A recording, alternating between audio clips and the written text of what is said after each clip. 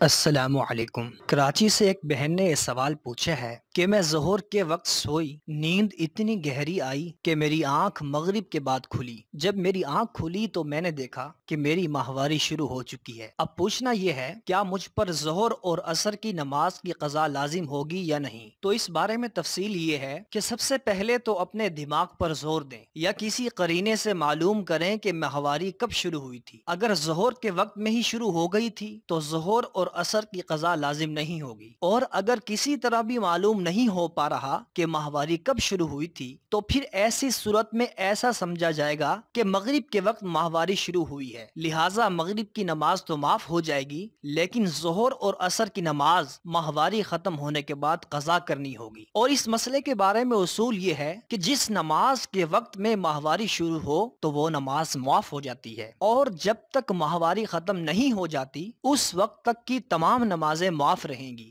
اس اصول کو یاد رکھنے سے انشاءاللہ تعالی اس قسم کے تمام مسائل سمجھنا آسان ہو جائیں گے۔